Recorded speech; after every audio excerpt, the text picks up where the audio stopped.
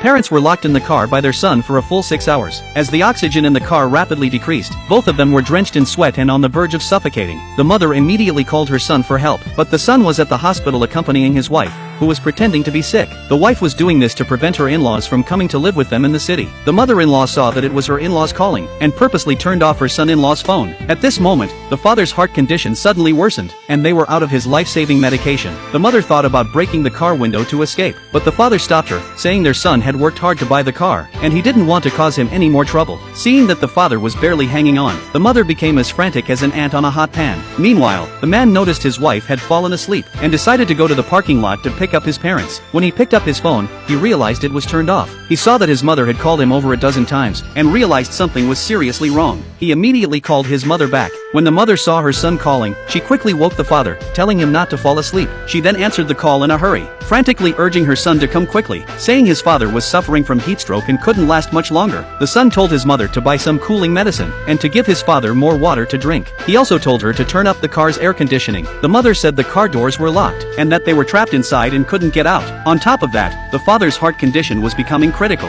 The son became very worried. Just then, his wife woke up from the sound of the phone ringing. Seeing his wife awake, the man lowered his voice, telling his mother he'd be there soon. But by this time, the father was already on the brink of death. The mother begged her husband to hold on until their son arrived. The wife's discharge paperwork was finished, and the mother-in-law had come to pick her up from the hospital. The man told the two women to go home first, saying that his father seemed to have heat stroke and he needed to check on him. The mother-in-law was unhappy when she heard this, scolding him for not driving his just discharged wife home, and instead letting her drive herself. She warned him about the consequences if something happened to her on the road. The man had no choice but to take his wife home first. Since their son didn't return in time, the mother had to call the police for help, but she didn't know her exact location, so the police were unable to assist. The mother immediately called her son again to ask where they were. At that moment, the man was driving. When the wife saw it was her mother-in-law calling, she lied, saying it was a spam call, and hung up. This left the mother feeling utterly hopeless. Just when she was at her lowest point, a girl walked by the car. The mother banged on the window and called for help, but the girl, wearing Bluetooth headphones, didn't hear anything, and was using the car's window reflection to adjust her makeup. Not realizing there were two people trapped inside, clinging to her last bit of hope, the mother called her son one last time. This time, the son finally answered. When he heard his mother say that his father was on the verge of death,